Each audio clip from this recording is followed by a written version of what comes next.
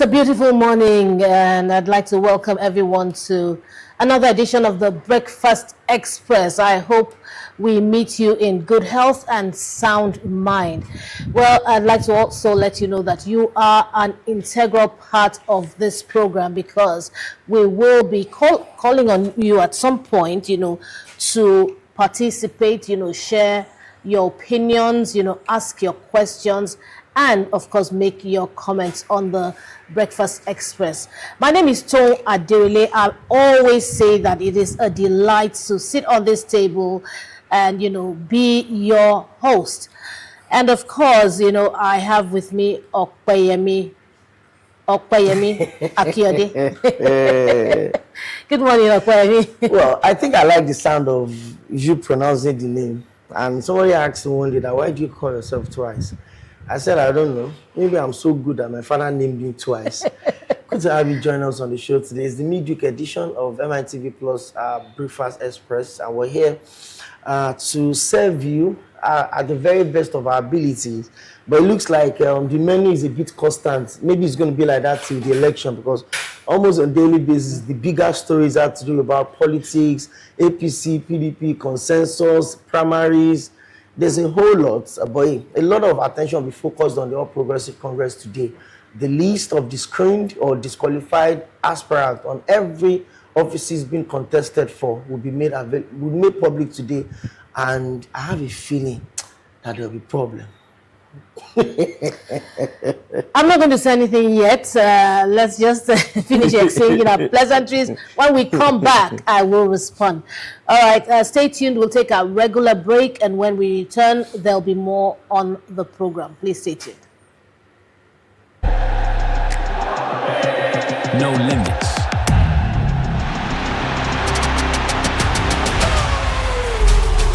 Welcome to the Africa Magic Viewers' Choice Award.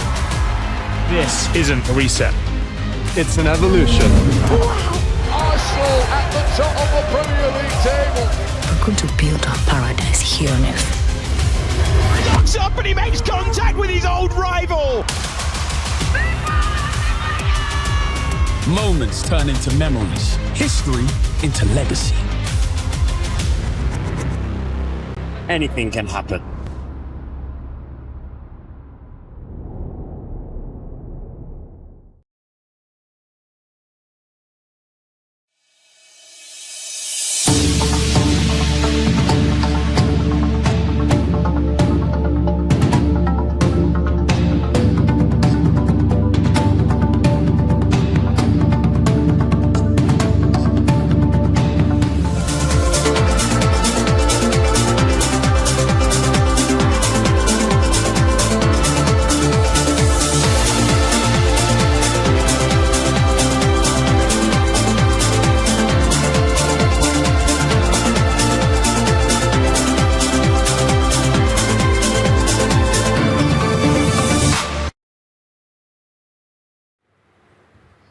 You're welcome back. We'd like to take a look at what the papers are serving us for breakfast this morning. And of course, I'd like to start with the Punch newspaper. I was thinking I could do this without wearing my glasses. But okay, the above the nameplate, NDC pegs presidential form at 60 million and primaries hold May 29th. CBN order. 4 banks released 321,181 dormant accounts. Gowon unveils memoir and defends Civil War choices. Makinde may join 2027 presidential race on Thursday. How do you see that? He's welcome. Since all of the major political parties are zoning their presidential tickets to the south. So the question is, on what political party? Is he going to remain in the PDP with this old drama around Wiki? He can't join the ADC anymore. He definitely cannot go to the NDC anymore. So I bet he's going to launch his presidential ambition on the platform of the PDP. All right. Well, I was thinking to myself, that Makinde may just want to add another title to his list of Presidential aspirant. Presidential. He should not pass that one. Engineer. Engineer Seyi Makinde, governor and presidential aspirant. He should even be presidential candidate too. You know the Yes, now. Aspirant is the primary. Yes, candidate is to pick the ticket. Yeah. He is aspirant. He's not even the aspirant. Okay, pre-primary screening. Tension mounts as APC panels disqualify over 150 aspirants. Now, the riders for that story, screening fallout rocks states ahead of Friday's commencement of primaries. Disqualified APC candidates storm appeal panels as Anambra chapter expels 30. Aggrieved aspirants pile pressure on APC over screening row. So that is my answer for you. Okay.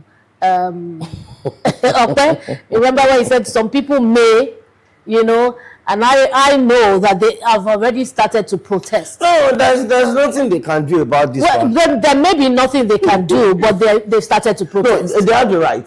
Once the parties are setting up screening committee, there's also an appeal panel. Yeah, that's internal. Really. If you get disqualified and you want to challenge your disqualification, you reach out to the panel in 48 hours. So, because it's a unique time that we find ourselves, we're used to a system where they are, in quotes, special purpose vehicles, political parties that are just waiting on the sideline. If you are aggrieved in your party, come here, we'll give you a ticket. But the 2026 amended Electoral Act has changed it. There's a time frame upon which you can be a member of a political party. There's a time frame upon which you can be a member of a political party. Before you aspire on that political party, you have to be a financially committed member of that political party. Another part of this conversation is this. Now, if you feel aggrieved in your party, you can leave. Because you cannot be a member of two political parties at the same time. You have to be deregistered first in the party you are and then get registered in the new party. But that deadline was on Sunday, 10th of May. So, I mean, it's been well thought out. It's been well planned. Our master strategist and schemer has schemed, you know, and he has strategized and he has planned and he's boxed everyone. You don't want to have election in January. You say fasting and everything will be in February. We brought the election for in January, but this timetable is what you must follow. So, any of these aspirants that don't feel comfortable with the outcome, even if they uphold your disqualification, you cannot go anywhere. Except you've been a member of a political party secretly before the deadline came on Sunday. And that means it's illegal. It's a crime. That means you're holding membership of two political parties. So all of the aspirants that have been disqualified. But this is the problem. The moment the president announced that governors should take charge of primaries in their state, I knew that was an invitation for political anarchy. And that's what we're seeing right now. The governors would always have their preferences. They would always have people that are loyal to the party in quotes, vis-a-vis loyal to them. And so, people they want to compensate. Exactly. Political compensation, political patronage everywhere. So once the governors are in control of the party structure and it's not only the governors, sorry to cut you. Yes. Look at Adelabu, it's not only the governors. A non-performing minister, you know, found favor in the eyes of our boss. Did you see the crowd yesterday? And he's going for the governorship. Did you see the crowd in Ibadan yesterday? I saw the videos and I'm like, is it that the people of Ibadan are living in a separate world or they've been enjoying electricity? Because as a minister... No. All these things are arranged now. But you should know, all these things are arranged. The people in Ibadan, they didn't enjoy anything. So this man has failed. These things are arranged. Look, all you need, I keep saying it. You see, some Nigerians, all you need is to give them this thing. Polo and money. Polo, well, just give them. I'm sure money. A lot of them didn't get balance yesterday. So you know the funny thing about the gist to start. We'll start hearing all this. And that's where the problem will start. But I mean, when I looked at the declaration of Adedibu yesterday, I don't have a problem with him. I have a problem with him. I don't have a problem with him. I have a problem with him. He has the right to be ambitious. He has the right to want to contest. But he doesn't have the right to have failed us. That's what I'm saying. His I have a problem as with Minister him. of Power was supposed to be a referendum for the people of Oyo State. Okay, you served as Minister of Power. You brought classism into electricity distribution. You literally grounded the country. And now you are coming to Oyo State to govern us. What do you want to do differently? I mean, even if he had that, if he nursed that ambition, I mean, from the level at which he was supported, That same level should have said you can't do it because you failed the people of Nigeria. The same level that But are screening people. That's what I'm saying. That's what I'm saying. The same level. That's the same level. The likes of and then when you look at parties that are having this kind of things, you understand, you start to wonder if you allow these parties to lead the country when they cannot even handle their own internal problems. You say what they call this thing? There's this word that everybody's using when you adopt just one. Consensus. You say consensus. Consensus. Who had agreed on a consensus? Do you understand? And at what level? You know, we know you've done your own, but I mean, don't impose. These people are saying that they have been imposed. You know, people have been imposed on them, and I think that's not right for democracy. No, it's wrong, and you want us to be happy. I'm not happy with Adelabo. And if I was an indigene of Ibadan, if I lived in Ibadan, I wouldn't vote for him. You know, I have a lot of problem with the screening committee of the All Progressive Congress. So there are people that have cases of corruption against them with the anti-graft agencies, ICPC, EFCC. Yaya Bello had picked up the form. It doesn't matter. All those things don't matter. You don't pick up the form to contest for the Senate, Kogi Central, to run against Natasha Akpoto of the PDP. Ifeanyi Okowa, when he left office, he was picked up by the EFCC with the allegation of embezzling over 1 trillion. Yaya Bello was picked up on the allegation of mismanaging. He first of all ran away. And then he had a show. He had a triumphant entry with the current exactly. Governor. And then the EFCC chairman said he would rather resign than make sure that than see that Yaya Bello was not persecuted. Now the same Yaya Bello. The story has changed, though. It has changed. It has changed. That's the way. That's the way it is. That is the cause that is working. So the people on the screening panel of the All Progressive Congress, when you see Ifeanyi Okowa walking into that room, the first question you are supposed to ask him is this: go and settle your issue with the EFCC. If you see the likes of Yaya Bello walked into a screening means that it's not just document that you're checking. You're checking their political profile. These people have been alleged to have stolen taxpayers' monies, hard-earned monies that are meant to be commonwealth of their people, and you're still screening them to go to the Senate. And that means you want to impose them on us? That's exactly what you're doing. And Nigerians are going. Look at the crowd. Nigerians are going to vote for this man. Yaya That is Bello the thing. Is the leader of the APC. Look at it. The crowd at the stadium yesterday, I told my friends, I said, listen, if the Doesn't make any president sense. sees this crowd, he will say, see, forget Shamsidin Ali, give this guy the ticket. Fine. No, you said if the president sees this number, this crowd. Okay, sometimes you fall my hand. Sorry. Sometimes you really fall my hand. My heart actually drops. Are you telling me that he doesn't know about this arrangement? He just didn't put it together, but he ordered that it happened. So he expected it. He knows that this crowd will be there. If this crowd was not there, heads will roll. People will lose certain positions. The crowd had to be there. So what's strange if he sees the crowd? Oh, okay, please. You know, Ibadan, Oyo State is a very unique state. So there's a very popular song by Taye Currency, and the song became very popular during the coronation of the Olubadan, and the song is Were Laughing Were. So what that song means is that if you think nobody has monopoly of chaos, that's what it meant. And that song was echoing at the stadium yesterday. There were big artists, Pasoma, all of them were at the stadium yesterday. And the question I asked is this: truly, if this man is loved by his people, if he picks up that ticket with the crowd, because in Nigeria it's a game of numbers, it's a crowd, and people get swayed by I want 100,000, low and stadium. Big shout out to my Oyo people, by the way. But this is a referendum for you guys. I don't know what basis you want to put him on that seat. I think Oyo State, the Agodi government house is so important to the southwest, not just Oyo State alone. It's a very historical state that needs to be handled by people that have proven track records and integrity to show for it. I don't know. I'm not campaigning against anybody. I'm just saying that if you've been given a platform to prove yourself and you've not lived up to their expectations, questions should be asked. He even has a mind. That's the thing. He has a mind. And in fact, this is a question for Mr. George. We're having Mr. George again on the program. Is it tomorrow or next week? Tomorrow? I think so. Okay, so we expect to have him here. When he comes, we'll ask him this question. I don't understand how, somebody has been given the opportunity to lead and you messed the entire thing up, and you want to go for another position, in public office, and you expect people to vote for you. Well, it's not about it. And you see, this is okay.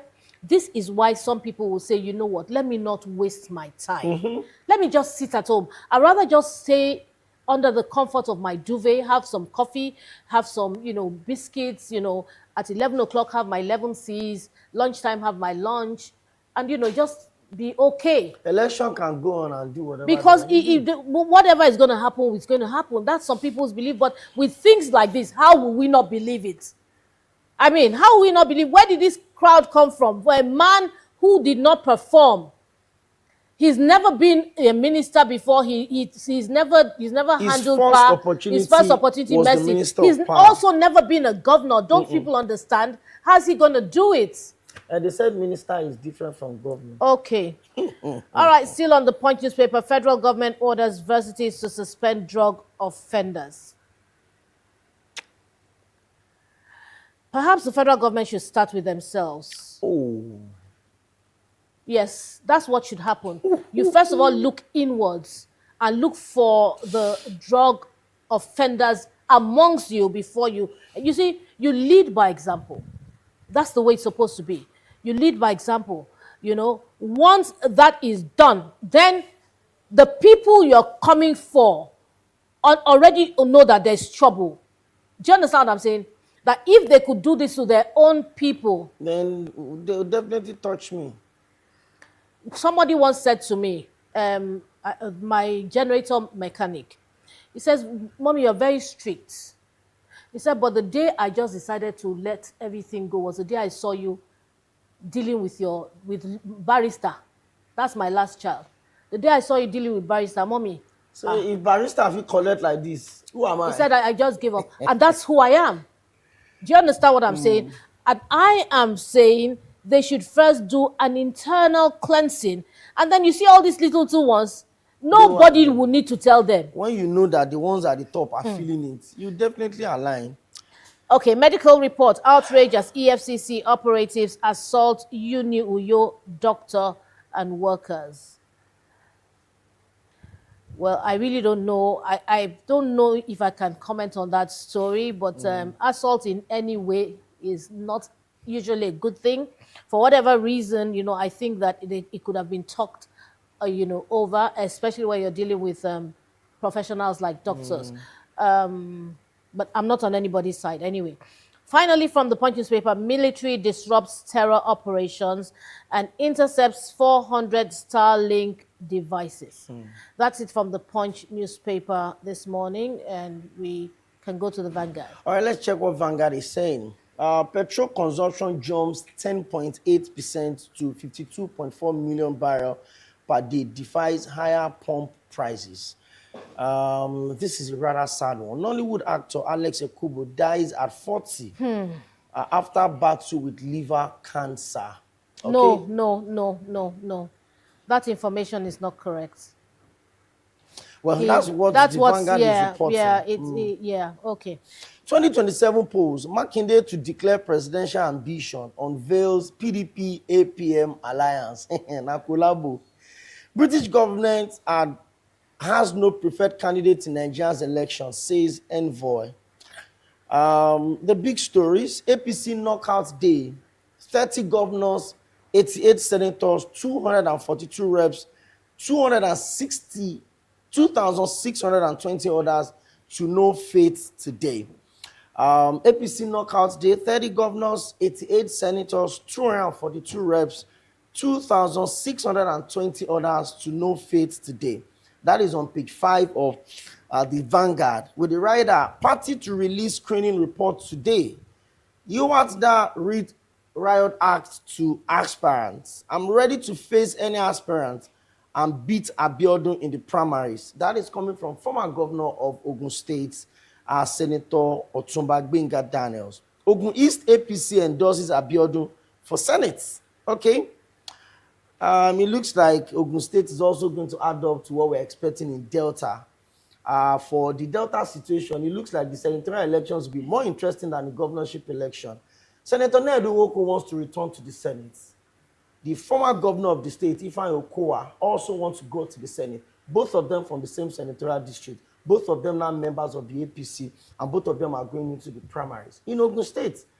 to a former governor and about to be former governor would also slug it out for the Ogun East senatorial ticket. Otumagbenga Dana is currently holding the ticket, former governor, two-time governor, the platform of the PDP. That I told you I traveled, I made a quick trip to Ondo State a few weeks ago and I traveled through Iperu and everything. It was just that Abiodun for Senate everywhere. And the question is this, who would get the tickets? There's a Yoruba slang that is reigning right now, Taloni tickets. I actually thought the question you were going to ask was, who is Dapo Abiodun? Oh, Dapo Abiodun is a governor. The sitting governor of your state now. Okay. Your person. Ask me the question. Who is Dapo Abiodun? Dapo Abiodun is the current governor of Ogun State. Okay. Soon to be the outgoing governor. Oh, so you are aligned with me on this outgoing governor? Soon to be the outgoing governor of Ogun State. A complete non-performer. He has not performed in any way. I don't even understand why he's aspiring to go to the Senate. This man, I mean, it's just like Adelabo. I don't understand. This man has not done. He's done something. He did the airport. International airport. Truth be told, the pilgrims to Saudi Arabia for the Hajj actually had a direct flight from Ogun State straight to Saudi Arabia. Welcome. That is unprecedented. Welcome. Eh? Welcome. Have you landed? NUT reject federal government's UTME waiver for NCE admissions. Why I finally wrote my story after decades. That is coming from Yakubu Gowon, and that is on page 31. Article 4 Tinubu's security strategy as ex-lawmaker dies in captivity. Over 72 killed as military bombs Zamfara markets.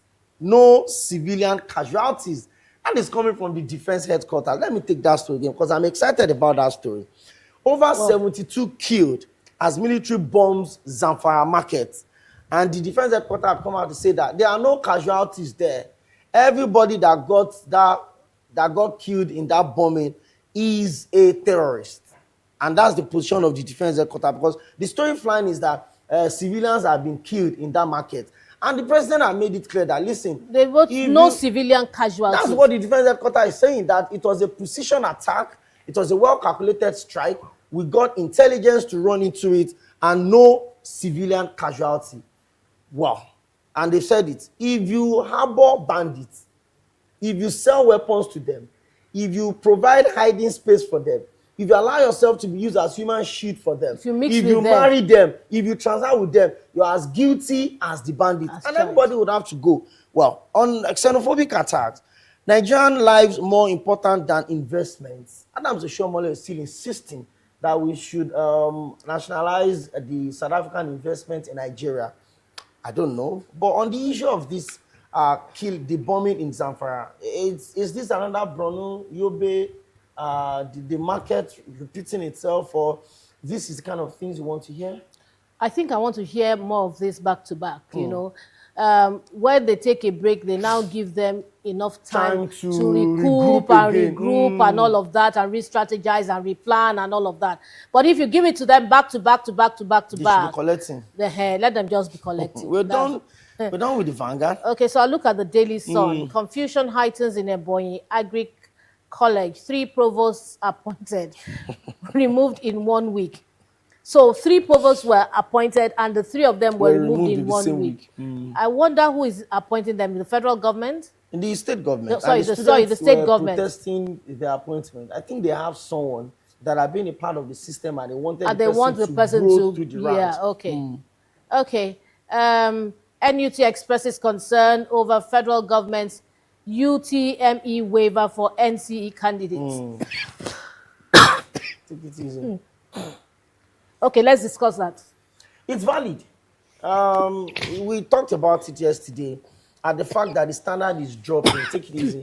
I keep telling people that any nation that fails to to prioritize the educational system, you're building a castle on nothing, and that's the fact. I saw the highest scoring JAM candidates, and I think she had 372. I think she's from Ekiti, but she's aspiring to go into University of Lagos. So I think she had 375. Okay, I know it's around that space. The person after her, 372. And the first thing that came to my mind is this: that so if you're saying that 150 should be the cutoff to look for admission, and then somebody is getting 372, I would rather want to have a good number so that I don't get relegated. I don't get, just take this admission or whatever it is. Or maybe I want medicine and surgery, and then somebody said that come and do human kinetics, but because the quality of what I'm bringing up is zero. So the NUC is saying that the union is saying that, listen, for people that will go and teach, that will eventually become teachers, you cannot waive me for them. You cannot tell them to come into the system with only 4 credits. And that's exactly what they're asking. You know what that means? You know what that means? That means that they're no good. Not much is expected of them. Just come in. Not much is expected from them. Just pack them in. The dropouts can go for. That's what it means. That's exactly what it means. Nothing else. If you cannot meet up for JAM or Polytechnic, they're all dropouts. Let them go. You cannot get 150. You cannot get 100 for Polytechnic. Go to NC rather. Yeah. And NC is supposed to be the most important part of this whole setup, because that is where the teachers are being raised. So if you say they should come in with what I mean is that no UTME, so nothing. You're not screening no them. Qualifying exam. Just have 4 credits and apply. Then you can go. How can you be sure that these individuals are good enough? That even the 4 credits that they got were genuine 4 credits. I mean, genuine is a sacred word. Because I hear they have what they call special centers. Miracle center. Kids. So what if that person went to a miracle center and got 4 credits? Miracle, no, they tired Jesus now. There will always be miracle. And then you just, no, this is not. It's just a reflection. We said it yesterday. It's a reflection of where we are educationally. And I think it's a major problem. If we don't fix the education in this country, we're going to have bigger problem than insecurity. I guess said yesterday that the 18-year-old bandit that is carrying AK-47 today was a 7-year-old boy you did not send to school many years ago. Yeah. So there are millions of 7-year-old, 5-year-old kids on the streets right now that you are not sending to school, and they will turn around to become the bandit that you are killing in Zamfara and you are killing in Borno today. So if you say that people should not go through JAM, no UTME, just have 4 credits and coming into NCE. NCE had always been the standard. It's unfortunate. I'm glad the Nigerian Union of Teachers are rejecting this. And I wish it will be reviewed. Military bombs Zamfara market where suspected terrorists trade. Over 72 killed. Amnesty puts figures at 100. National Assembly moves to strengthen data protection act against emerging cyber threats. Nigeria's tax reforms key to economic growth. Minister. 2 family members killed in fresh attacks in Plateau. Edo will become a modern state before the end of my first term. Okwebolo. All right, that's it from the Daily Sun. It's time for us to take a look at the Nigerian Tribune. Okay. Still reflecting on the APC conversation. Oyo APC leaders endorse Adelabu's governorship bid as he officially declares his ambition, unveils his development blueprint. That is on page 4 of the Nigerian Tribune. So there's a picture of the former Minister of Power and of an APC gubernatorial aspirant and leaders of APC, endorsing him and raising his hands up. Endorsement would always say it's different from consensus. So endorsement does not mean that you've gotten the tickets. APC primaries, consensus option shaky as 101 aspirant eye 28 Guba tickets. Kwara leads with 16 aspirants. That almost didn't come out of my mouth. 16 aspirants, 16 people want to be governor of Kwara State. That's a lot of money. Oyo second with 11. So there are 11 people also in Oyo APC that wants to be governor. Yayi Hamzat gets challengers in Ogun and Lagos. Mutfwang Fubara Alia faces opposition as Borno. Okay. Interesting times. Ogun senatorial stakeholders present Abiodun as consensus candidate. With the rider, I would emerge victorious at the APC senatorial primaries. That is coming from Senator Bing. Insecurity, Nigeria under siege. That is coming from the former vice president and ADC presidential aspirant Alhaji Atiku Abubakar. Asked federal government to treat security collapse as national emergency. Okay. On petroleum, Nigerian Tribune is also reporting Nigeria's petroleum consumption surged to 51.1 million liters per day in April. According to the NMDPRA, 51.1 million liters. It looks like we are comfortable with whatever price the government sells petrol for, would always buy. Africa loses $89 billion annually to illicit financial flows. That is coming from tax experts. Page 5 of Nigerian Tribune is also reporting that story. On page 15 of Nigerian Tribune, you find a story on antivirus, and it says, more antivirus cases may emerge in the coming weeks. The World Health Organization is warning. I think people should be very careful the things they sniff and wash their hands very, very well. It's just warning now, so that they don't pick things and start sniffing it, especially ones that they suspect have been touched by rats. It's advice now.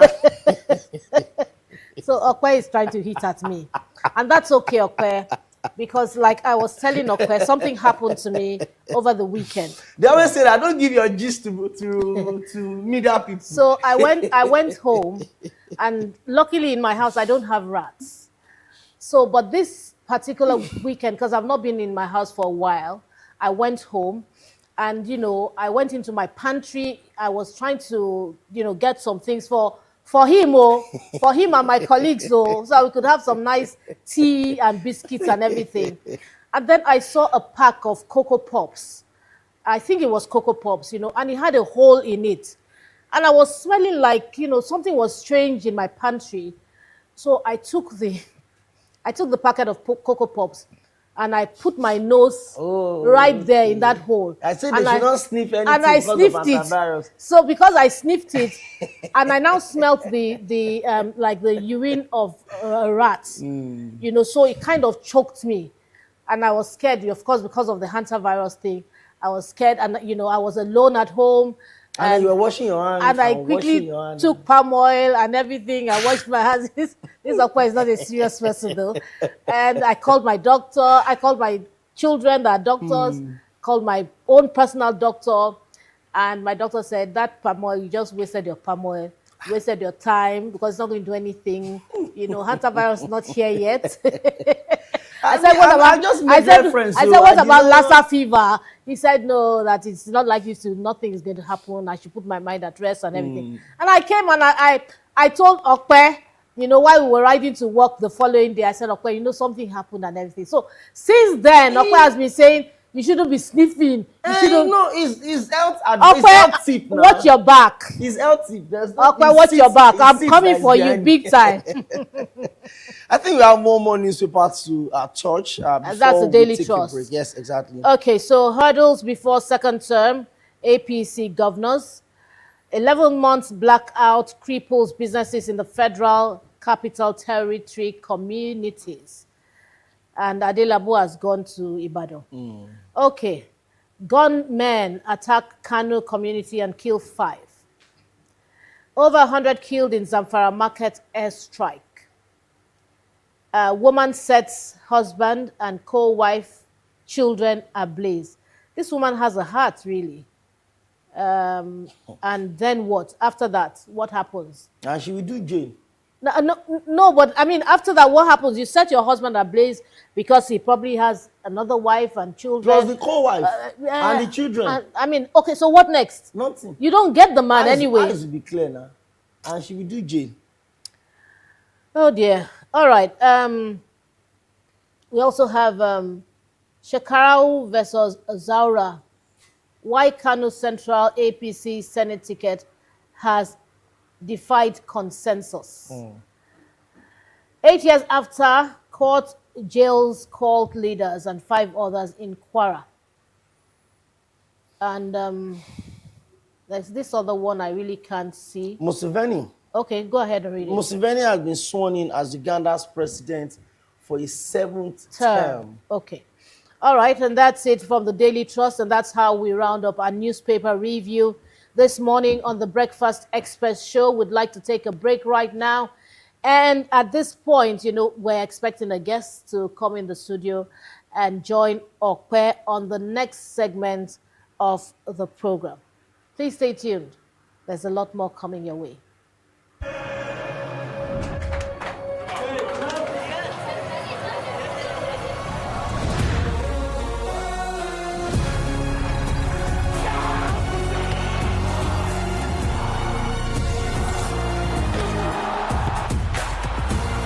From 11 June to 19 July, everything can wait. The FIFA World Cup 2026. Catch all 104 matches on 4 dedicated channels, live on SuperSport, only on DSTV.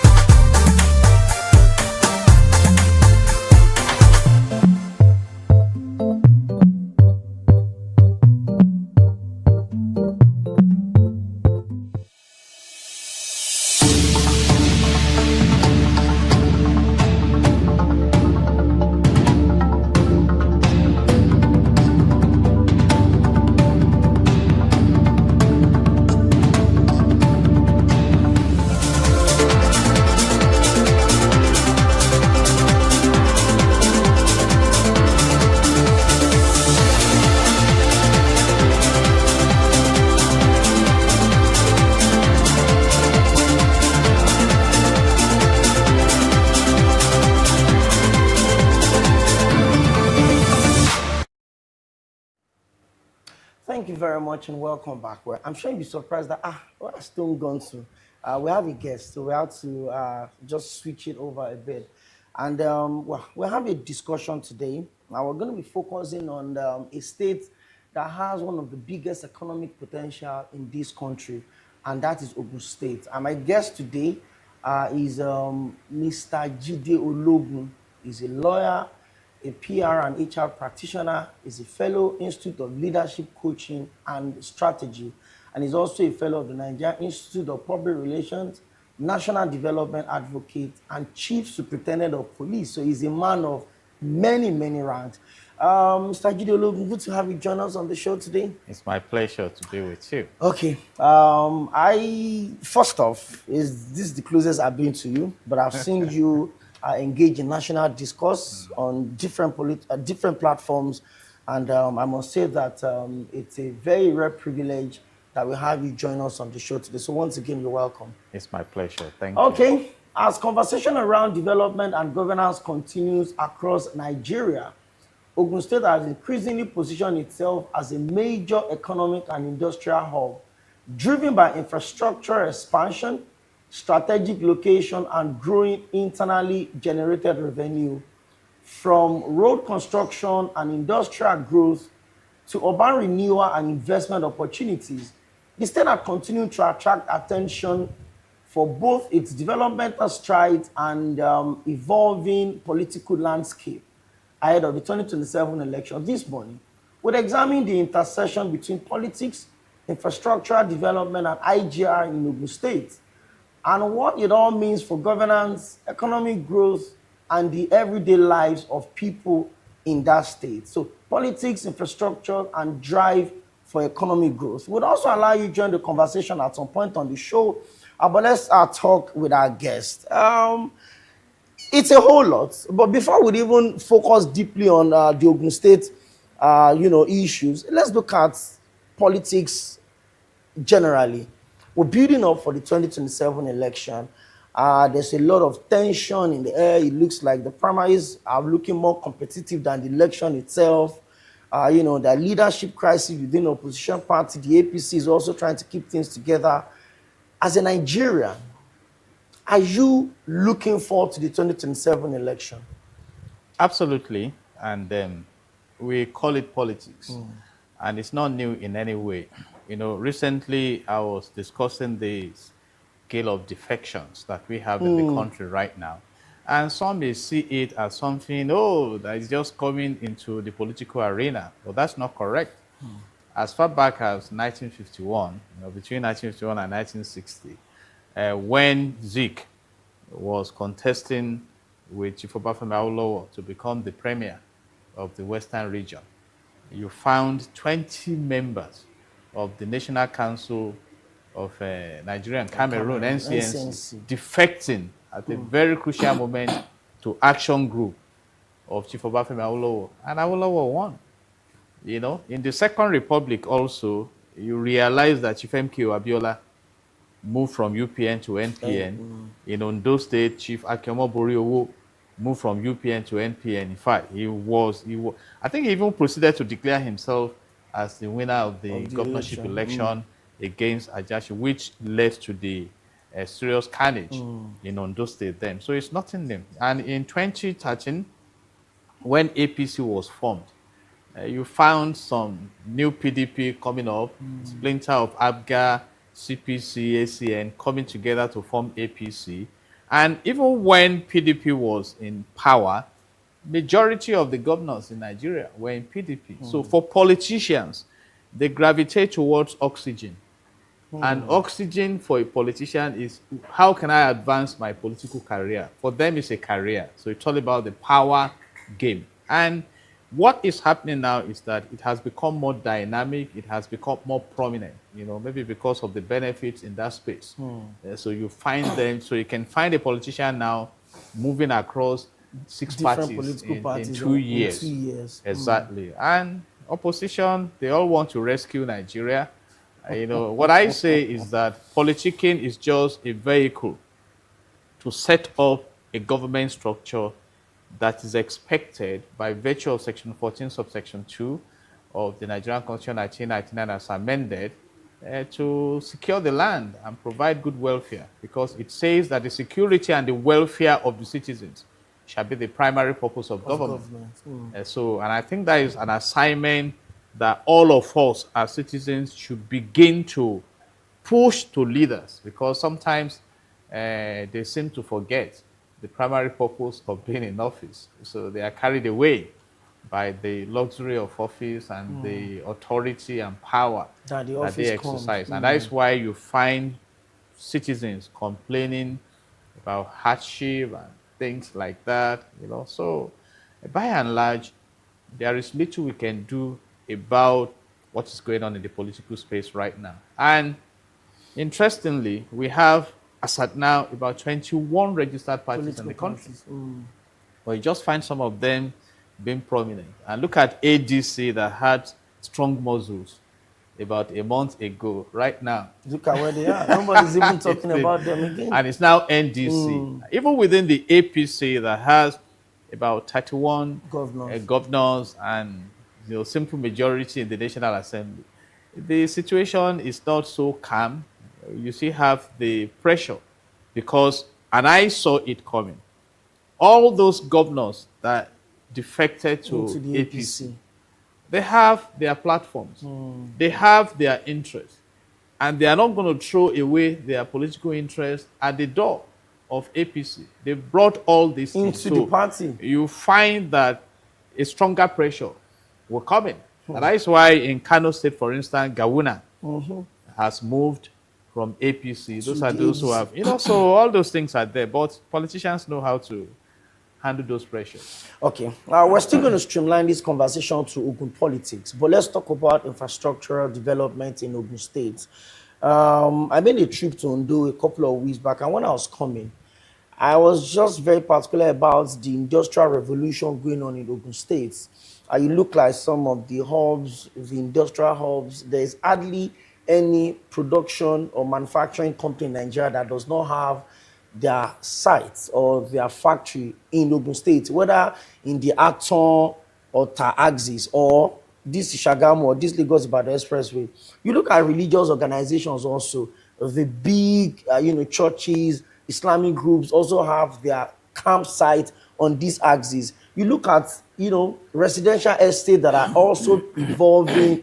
You look at trailer parks. You look at so many things. And so there's a reason they call Ogun State the gateway states. And the commissioning of the Gateway International Airport seems to have changed the perception of people towards that state. But before we even go into all of these indices, how do you rate Ogun State at the moment? Side by side, the internally generated revenues coming from the states, the federal allocation coming into the state as well from the federation account every month, especially, let's say, even since President Bola Ahmed Tinubu took over right now, because the removal of subsidy means that governors are getting huge amount of monies right now. How would you rate the development in Ogun State with that level of commitment financially? Thank you very much. Let me also adopt your observations about Ogun State. Ogun State is enjoying a huge privilege. In fact, in addition, some industries left Lagos State to Ogun State. Ogun State has the landmass advantage over Lagos, and perhaps the economic environment may not be as tough, let me use that expression, as Lagos is. As it is in Lagos, understandably. And in terms of the internally generated revenue, Governor Dapo Abiodun has done so well in raising the internally generated revenue of the state, profile of the state. And in terms of more revenue coming from the fuel subsidy removal windfall, yes, there's more money available to the state. And when you talk about encouraging industrialization, I think Ogun State, captured about 70% of the total foreign direct investment that flowed into Nigeria. Yes, and that's why you have 70%. Some of those industries. Yes, and those some of them are even coming together to create energy power stations to run their businesses. So we can say that the Ogun State environment is enabling. And again, some of the serious issues that were disturbing businesses around Agbara, Lusada, Ota. That road has been linked with the Lagos Badagry Expressway, and some new locations opened up. And of course, the joker, the prime capping of it all is that international airport, to drive agro economy. And I am particularly happy that that project is not an abandoned project, and it has opened the gateway to the world. And we pray that the opportunities will be maximized. It will create job opportunities. It will facilitate the exportation of agro products from that region. And by and large, more industries are still flowing into Ogun State. And you also mentioned the case of religious organizations. Perhaps that is why the grace of God is upon Ogun State. I guess. I knew there was going to be that linkage because, eventually. They've opened up the space to the grace of God. And then we'll be discussing later, because it's also good to talk about that, the impact of all this on the citizens, because with all the great things going on in the area of healthcare, in the area of education, the Ishaya project, infrastructure, and all those ones, youth empowerment,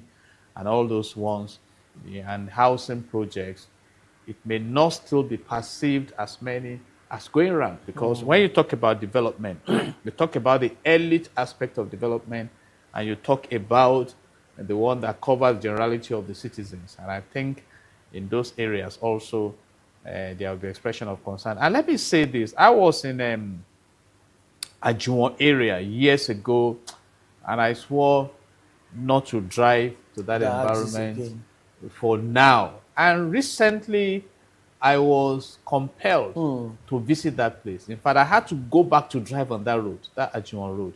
Highly commendable. It's a pleasure now. But again, and that is the joy of leadership and the complexity of management.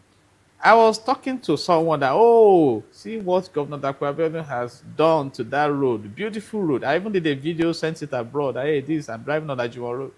And he was saying, he has brought problem. I said, which problem? That the prices of rent has gone up. Yes, it has. It will. And that's what development does.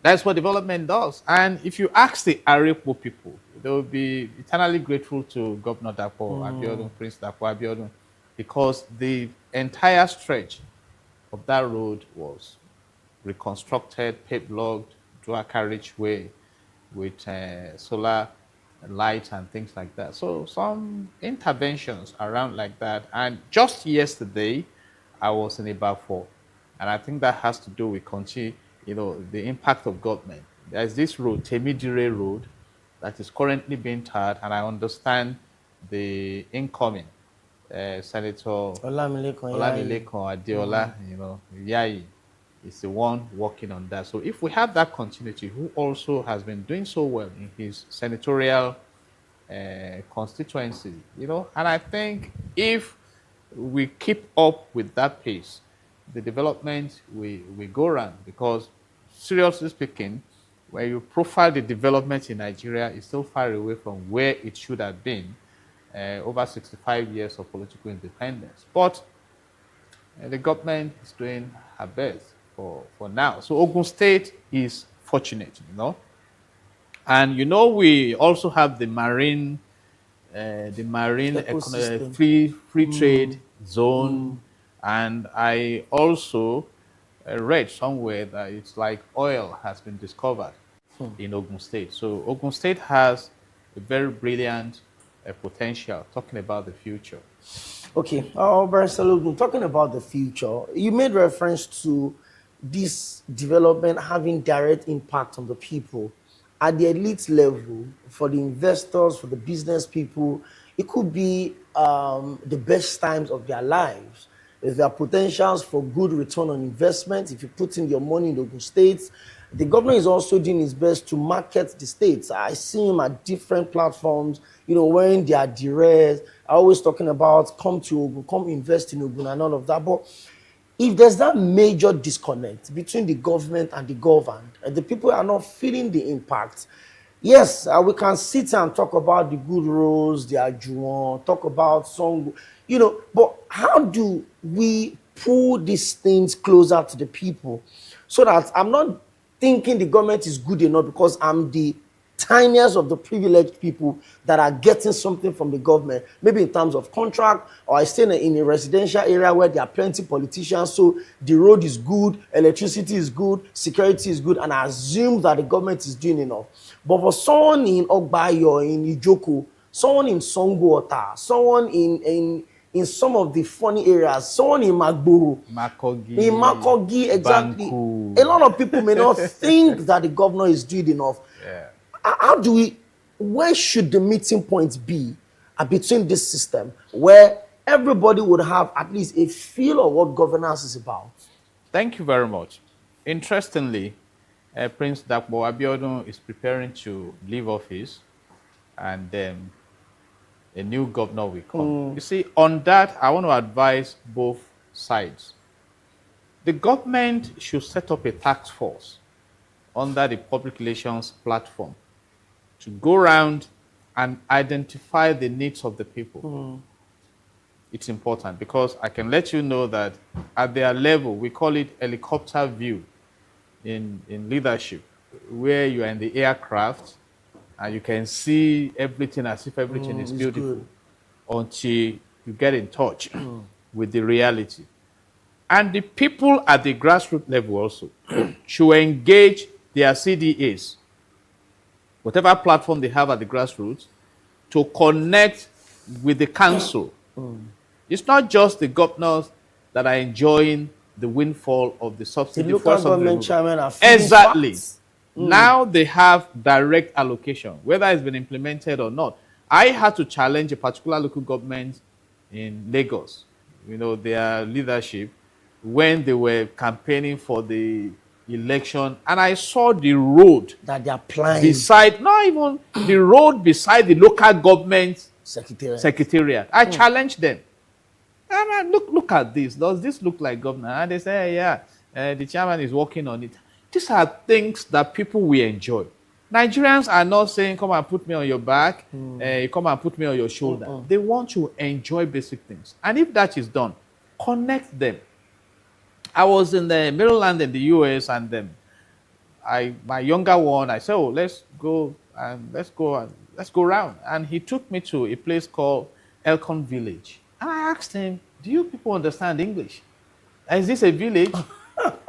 Beautiful, big lake. I walked around. You see people enjoying themselves from one locality to the other, creating nice environment. So look at those. For instance, I just mentioned Banku. Banku is a community behind Wariwa with big buildings. People have gone in there struggling to develop. What stops the government from saying, let's start the roads in there, let's do what we can do, let's open up the opportunities here. I've been to Papa Sheshe after Tevidire in Ibafo. There's a place called, when you drive through from Wariwa, you get to Arepo, Magboro, then you get to Ibafo, Asheshe. At the back of Asheshe also, you can connect Pakuro. From Pakuro, you should be able to link Ofada. Even the Mowe road that leads to Ofada, one of the lanes is okay, the other one is bad. Exactly. So the governor needs to keep in touch with the people. And the people from Mowe are always phoning in to some of the programs we have on radio. Electricity. What are you going to do?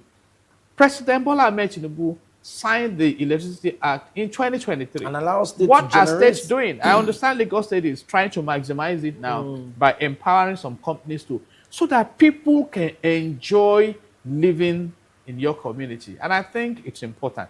But Ogun State has huge potentials.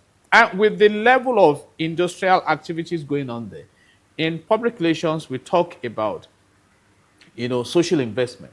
Can bring them together to support. Look at what happened in Lagos State.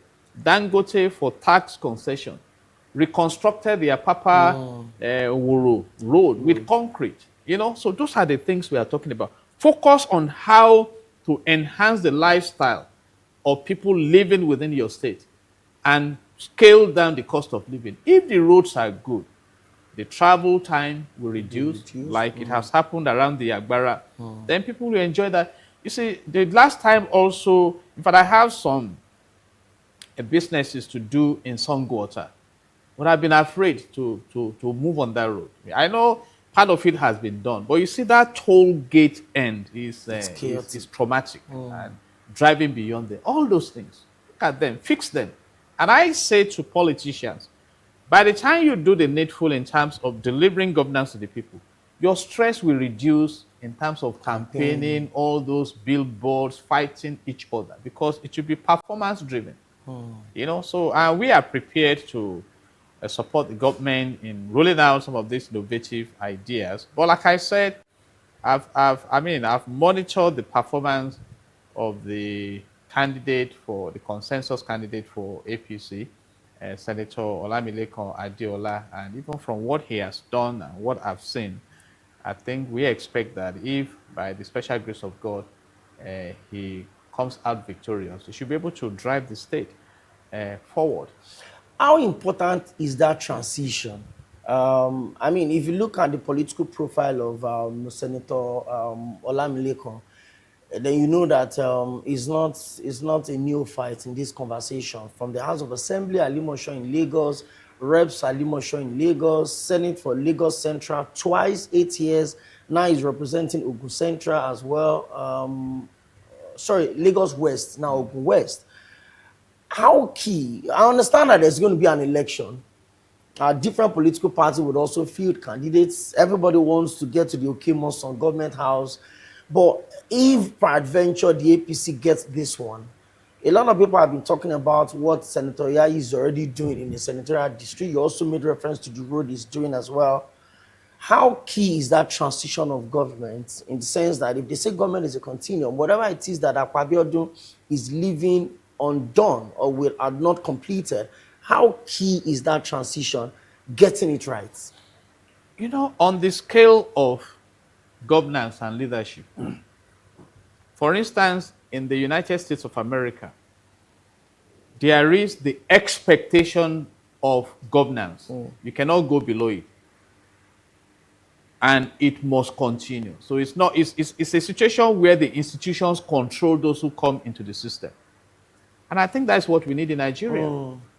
Not a situation where someone comes and begins to overrun some of the projects and things like that. No. And that's why I am advising, let's focus on leadership, on developing Nigeria. So what can Senator Yayi do if he becomes a governor? It's part of what we have said. You need to relate with the people, identify their needs. Then the basic amenities are spelled out. You talk about security of the citizens, you talk about welfare. Under welfare, education is important. Healthcare is important. The means of livelihood, to work. Then you talk of shelter. And if you look at section 16, subsection 2D of the Nigerian Constitution 1999 as amended, it states it clearly what welfareism is all about. It talks about available and affordable housing, available and affordable food, reasonable living minimum wage, benefits for unemployment, for care of the old, of the sick, of the disabled, for all citizens, pensions. It's there. It's just that you cannot sue the government. In fact, under that section 16, it says that the government must provide maximum happiness and maximum welfare to citizens. It's there. You see, so that should be your guide. So what can we now do? What do they need in this community? Do their roads very well. And right now, even Aso Villa has moved off the grid. So if our grid has become so demonized, that even the people that promise us electricity have abandoned exactly, then you also, what can you do? I read at the time that the governors of the northern state decided that they will set up solar power stations across. Have they done it? No. What will make your people happy? What will bring down, for instance, if there is no electricity and the family has to depend on generator. A liter of fuel now is about $1. In Nigeria, about 1,355. And so every time that generator is working, the mental trauma the father of the house is having, every noise that generator is making is resonating in his brain. Because that money could have been used and for that is why you'll be else. shouting on everybody. You see, you now talk about the transport fare. A man came to work for us in Ikeja from Songo, and he told me, sir, I will come back tomorrow. And I said, why are you not starting this work today? And I asked him, okay, how much is your transport? 6,000. I told him, this cannot work. Go and tell your wife you have a work in Ikeja. You will stay in Ikeja until you finish it. Because 6,000 naira to and fro on transport alone times 20 days. Let's start from there. And minimum wage is 70,000. So how do you... So the government should sit down. Right now, what we are dealing with in human resource management is the mental health of employees or even employers. You see, because of the various challenges that we have. Look at it. You know, when we were growing up, by the grace of God, I'll be 60 years in July. You know, in our community where you could walk to the health center, you know, primary maternity. I remember how we used to run away from injection. And somebody wants to deliver, pregnant woman, you just carry her to maternity, deliver, thank God, and come back home. Our primary school, you stroll there, walking distance, you know, even secondary school. But today, so those things were available. You know, look at when our fathers walked. They could, you know, retire, enjoy their constant pensions and things like that. Those are the basic needs. And let me say this, wealth is good, but wealth driven by greed is evil. I was going to New York City from Abu Dhabi at a time in a flight, and I was watching this documentary of the founding father of modern UAE, Sheikh Zayed, and he said that wealth is not money, but developing people. And that is what they did in that environment. They developed their citizens. And that is why that region is an autopilot of prosperity right now. So we want to see leadership doing that. What do you need here? What do you need here? What do you know? And I've been to many parts of this country, so we can help them in identifying what those needs are and stuff like that. And some that the government has done, we are commending them. You know, like ask anybody living in Arepo.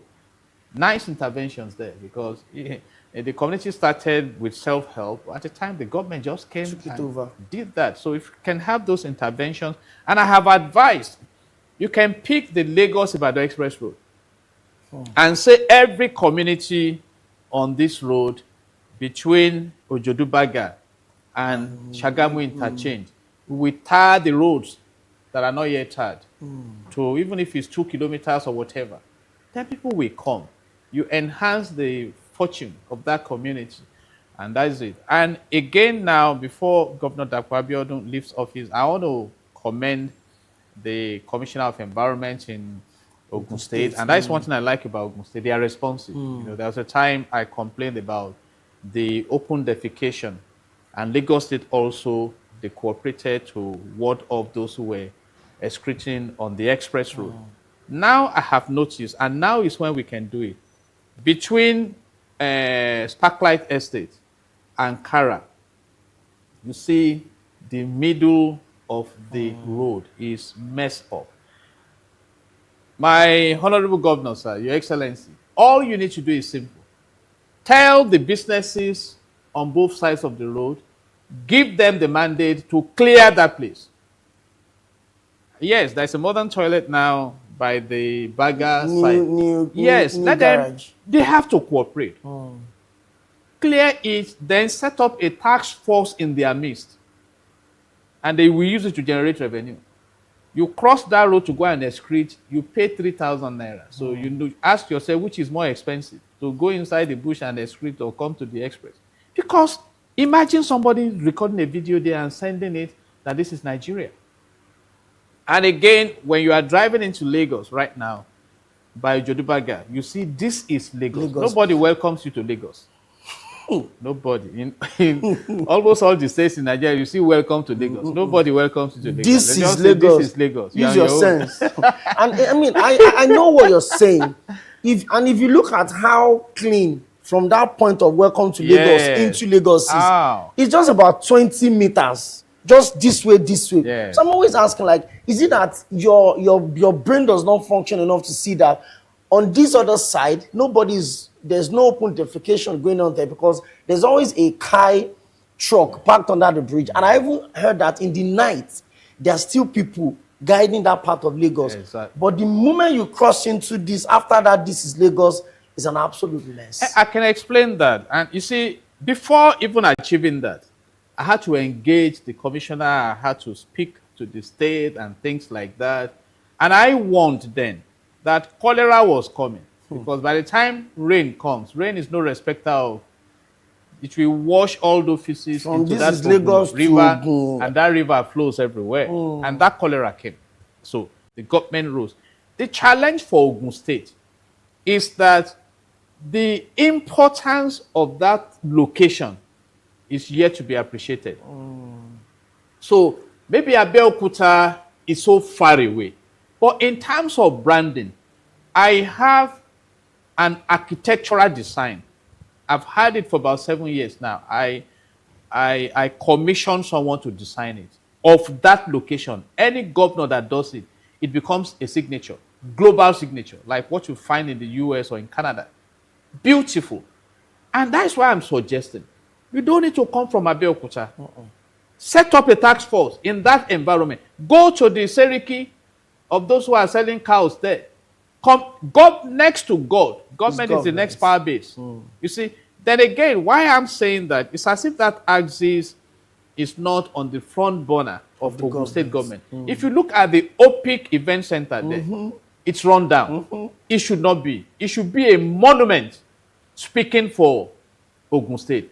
Just like the one you have on Mobolaji Bankantoni Way, you know, speaking for Ogun State. You know, some of us are into branding, so we know the importance of all this, you know, because for anyone who does not have the privilege of driving to Abeokuta and just sees OPIC structure, just there, and the way it is, we'll ask the question you're asking, that who are these people?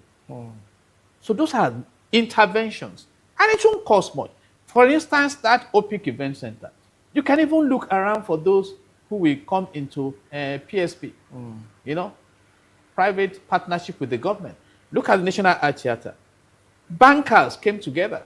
And they renovated CBN, it. exactly. You know, and you brand it. So those are things that we can assist. I still have that architectural design, and I hope that someday. So please, right now, for the sake of health, for the sake of aesthetics, we want attention on that expressway. You know, thank God, again, after we complain and everything, we have solar lights on the Long Bridge. You know, there was a time a woman was robbed on that Long Bridge. We had to stop to rescue her, and then we thank God that happened. That was when I went back on radio and they started sending policemen to that road. Those are what people need, because a lot of people have been killed on that bridge. Well, very interesting. I'm sure that the people in charge of governance development in Ogun State are watching us right now. You're live on MITV Plus Breakfast Express, and my guest today has been Barrister Jide Ologun. He's a lawyer, PR, HR practitioner. He's also a fellow of Institute of Leadership Coaching and Strategy, and also a fellow of the Nigerian Institute of Public Relations. I've seen the emblem of the NIPR right there on his jacket. Of course, as a student of public relations that I majored in university, and I understand how privileged it is to find yourself in that space. But let's wrap it up. Ogun State conversation is getting very interesting. I think politics of Ogun State can no longer be ignored by anybody right now. There are a lot of gladiators, a lot of stakeholders, a lot of people with huge political value, and they want to impose themselves. What do you think of the political climate on Ogun State at the moment? And are you looking forward to the face-off between Governor Dapo Abiodun and the Senator Benga Daniels, for especially the Ogun East senatorial seats. Let's wrap up from there. Yeah, the APC will resolve that. You know, right now, APC has also identified the pressure within the party, and that's why they are doing screening. At a time, APC was going to fully embark on consensus, but made a U-turn that no, let's still go for primaries. But I think in the area of governorship candidates in Ogun, the consensus is settled. I think in Lagos also consensus. But let them all go out for screening. You see, let me warn us, they are all friends. It's all about so power. Don't get caught. Yes. Don't get caught in that drama. Don't get caught in that firewall. Exactly. You know, look at Obi. Is it from Abga to PDP to Labour to ADC, now in NDC. Even Atiku in PDP was the Baba Oko of the son of Buhari in APC. You see, Atiku has been in APC. He's been to, even Kwankwanso has been round. So they are all friends, you know. And I just want to suggest, I've suggested it, how we can solve the desperation in the political space in Nigeria. And I say this respectfully, nobody should get angry at Jide Ologun. Maybe if we make a law that a senator will earn the same salary with a university lecturer and enjoy the same benefits with a university lecturer, then they will have to come and beg you to go to Senate. You would rather want to even be they will leave Senate alone, and you'll be looking for people to come and go to Senate. So I think the attraction in that space, in terms of power, in terms of wealth, is enormous. I mean, it's food for thought. And that is why in the UK, a prime minister will resign, because there's no big deal. No, go back to riding his bicycle and special to in some countries, prime minister will ride on bicycle. You know, but here, the councillor in Nigeria I was discussing the Norway. You know, this morning we're talking about the total indebtedness of Nigeria, which is about 150 something trillion now. Norway has the biggest sovereign wealth in the world, $2.2 trillion US dollars, and the population is just about 5.6 million. They've used their oil money to invest in blue chip stocks across the globe. So they have wealth stored up for the future. You know, so, and rather than when some of us just enjoy the wealth, some of our people are not even interested in the future. They just want to live for the now.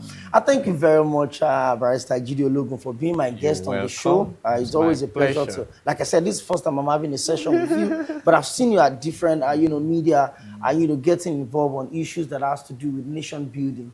Thank you very much once again. This is the point where we draw the curtain on the show. But don't forget to always keep the engagement going on our social media platforms. On MITV, on Facebook, it's at MITV Plus. On Instagram, it's at MITV Plus _NG. And also on TikTok and X, the same handle. And don't forget that we stream our programs live on YouTube at MITV Plus _NG. And don't also forget to click the like button and subscribe. Oh, we have a call.